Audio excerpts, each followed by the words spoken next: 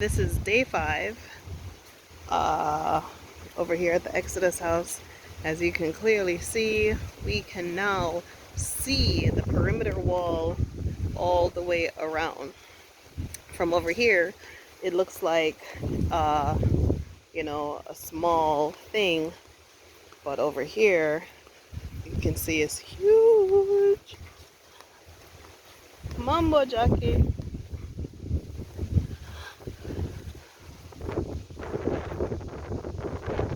Okay, so Mambo Rashidi. I'm sorry. My flowers are blooming. Mambo Jacksoni. Okay, just go right there. Yeah, that's enough. That's as far as my pocket can go with the curbstones. The money ends right there. So I have to put curbstones here because when the rain falls or they water the yard, like all of this just like runs out. So Rashid said I need to put some curbstones there, which is exactly what I need to do because manure, soil, that stuff is expensive. So the next phase of this is the tree pruning. The guy has to come and cut down the coconuts, cut down the dead boughs, prune the trees, and then we get the salvage guy, to come and take the materials that we don't want, so that we can start working on what we do want. And then next phase is the perimeter wall for the structure that we're putting over here. This is going to be a very, very serious project. I'm excited because I can see, right? And this is what I've been trying, the whole time. I'm like, I can't stand these structures. I want to be able to see what's happening back here. So I saved enough material off of the Exodus house when I was taking out those window frames, so I can construct my hives, and I have enough TNG, but I have to pay a laborer or someone to come and build using my salvaged material. So I have a lot, and I have a lot of stuff that I don't want, like this scrap metal zinc stuff. Don't want that. But I have a lot of wood, and I have a lot of wood that I cannot use, which is like rot stuff. And then I have some of those building blocks that I could potentially use. So because of how the foundation is dug, you can't really get down to the dirt, down to the soil. So this is a structure that was here before that was knocked down. But yes, so once I've got this cleared out, and this tract of land needs to be cleared as well, so that I can start doing my planting. And then I want to put a perimeter wall. I need to put a perimeter wall over here from like that mango tree to border in the new structure that's going here. Okay, so this new structure is going to be an amazing, amazing addition to our Exodus experience. It's going to really, I don't want to use the words put us on the map, but this new project that we're starting here is going to be something that you will read about. Yes, we're talking about a life-changing thing right here. Yeah. So Some of you already know what it is. If you do know, please do not share that information with anyone, because some things are not for everyone. Some things, some things have to be nourished and nurtured and developed before it can be for everyone to see and understand what it is. So, notwithstanding, I can't even begin to tell you, you have to be here. You have to come here and stand in this place to see, to really understand how big this is, and how big the Exodus house is, and how big the land in front of it and the land at the side. This is a lot of land that we have, that we could start doing something constructive with, you know. Um, Beekeeping is in my blood. My dad's a master beekeeper. Um, my brother, one of my brothers, is a honey supplier. So on this portion of the land, we're going to be doing, a nice pilot project to demonstrate proof of concept, um, by educating the community on what they can do, because honey, people don't realize honey is more expensive than gasoline. People don't understand that. But yet you spend so much money drilling and digging to get, gasoline. Um, Meanwhile, you could just send the bees to do some farming, right? So phase two, pruning. Um, but I need to build a perimeter wall to secure exactly the dimensions of this area that I'm doing. I meet with the engineer on Monday, because we're not taking our foot off the gas as we did with the Exodus house. We did not take our foot off the gas, and we were able to complete that project very, very quickly. We started at the Exodus house. We started in August. I started the day after I signed the lease. I have a long lease, a very long lease. The day after I got that lease is the day we started working.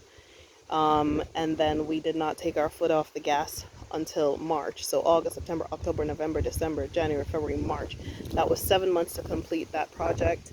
I am absolutely certain that this being a new building, this will be completed a whole lot faster. My earmark is December, if so long. The reason being is it takes more time and energy to repair a building than it is to build a building. So the only thing that would give us any kind of hiccups is funding, because the construction of the project is one thing. Actually putting the equipment that we need to make it into what we need to make it into, so that it can do what it's supposed to do, is something completely different, right? So, huge tract of land, huge, huge, huge, huge opportunity here, right?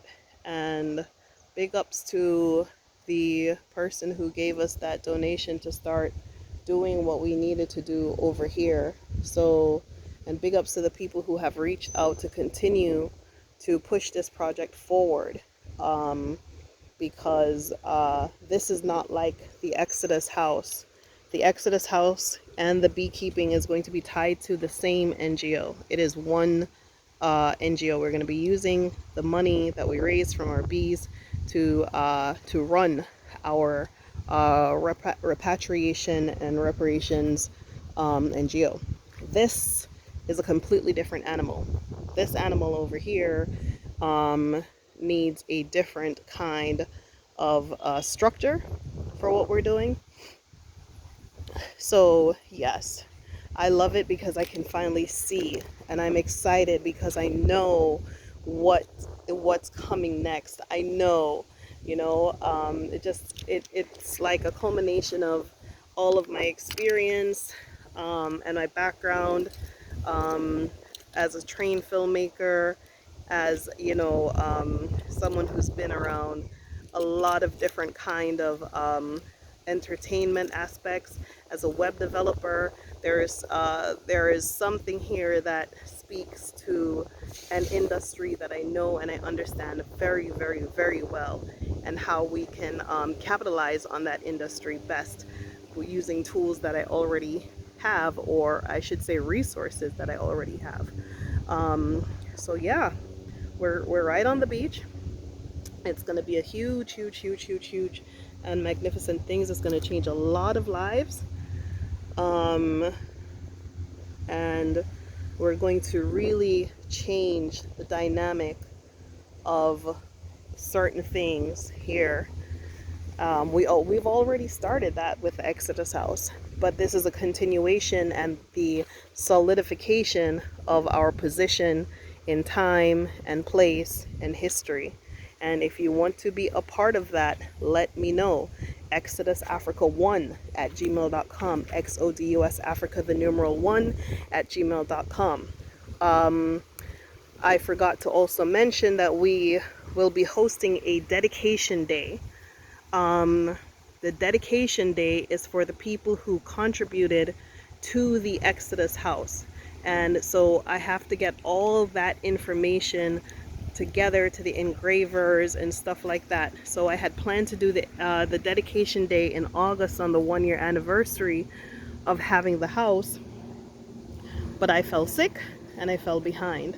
So that portion I did not yet do. The plaques that commemorate those who contributed to the windows, the garden, things like that. So I didn't forget. I did not forget. But the window for the dedication is going to be, I think, October. I was thinking maybe November for Thanksgiving. Um, that would be our Thanksgiving. So yeah, Jackie's over there in the wilderness. Day 5, plot 2, day 5. We're gonna be doing something amazing with this plot of land, and I'm excited. I can't even tell you how excited I am, because the Exodus house, when I saw it, I was like, what? You know, but when I saw this plot of land, I knew this is why I got that property. I got this property because I thought that I was going to run my beekeeping here, and the beekeeping would fund the house to repair the house. So I had no idea that it would be the other way around. So I'm excited because finally, like, the baby is about to be born, right? And I can finally, say, this is what I really want to do, and just show a working model so that we can have something to replicate that supports the community and supports our mission, right? So yeah, I'm super duper excited about this. Yeah, I said super duper. Super duper excited about this. Yeah. And we have more land. So even when we build a perimeter wall, we still have more land. We still have a lot more. So, and we have that other field on the, excuse me, on the other side of the house that can accommodate a huge swimming pool, but we have development ideas for that as well. So for the first time, I am able to see the entire property, wall to wall to wall to wall to wall to wall, and this is exactly how I want it. I need to be able to see all the way around. Right? So I'm getting hungry. I'm gonna go eat my bluefish. And yeah, just look at this place, man. It's just magical. It's just magical. Just amazing, man. Thank the ancestors, thank heaven, big up everybody. I feel like I got something brand new. That's how I feel, because basically it is brand new. You know how many years those dilapidated houses were there? And Renee came and knocked them down. Finally, after 1 year. Man, God is good. Okay, y'all. Thank you so much for watching. I love you. I appreciate everything.